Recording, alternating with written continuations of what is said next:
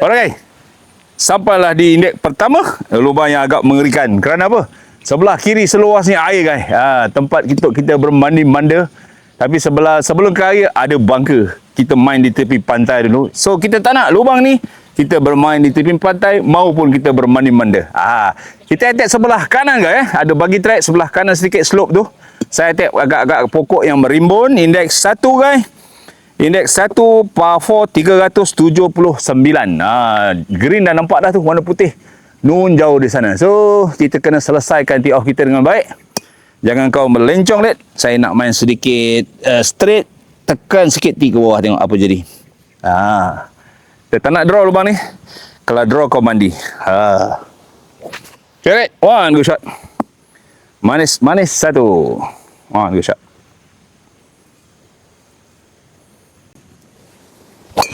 Yes, nice.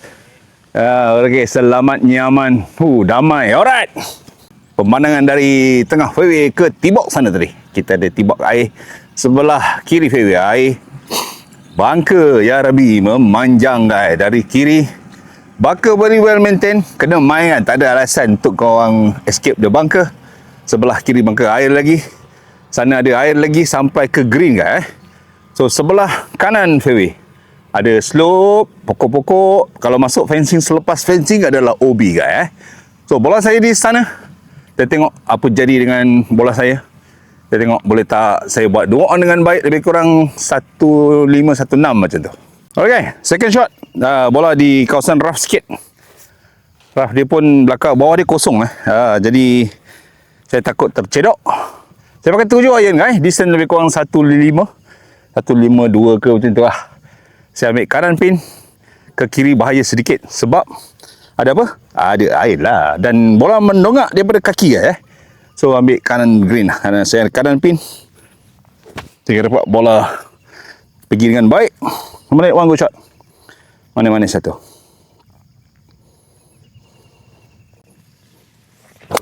Yes, come on baby. Come on. On tak on?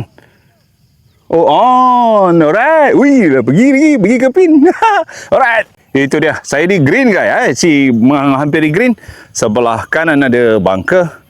Sebelah kiri ada satu lagi bunker di tebing air tu guys. So kita tengok. Saya punya putt for birdie. Lebih kurang saya rasa 10 kaki. Bola naik. Dia ada satu lagi spine dekat sini guys. Dia ada spine. So pin di belakang. So ini best ni. Kita try. Boleh tak kita dapat birdie di lubang satu guys. Okay guys. Birdie putt. Saya tengok. Tengok line betul ke tidak. Mana Din? Kanan? Kiri ya? Dia ambil kiri guys. Kiri akan turun ke sana katanya. Dia ada turun So saya rasa saya cuba putt dekat sini lah. Dia akan meleleh kot. Tapi green tak apa-apa laju. 9. Kawasan ni agak kasar. So saya harap meleleh dia tu betul lah. Lebih kurang kiri dalam saja. Kemudian one good putt. Kita main putt break sikit. Tengok apa jadi. Boleh tak putter ni membuat putting secara break. Macam tu je. Kalau nak break dia macam tu. Red.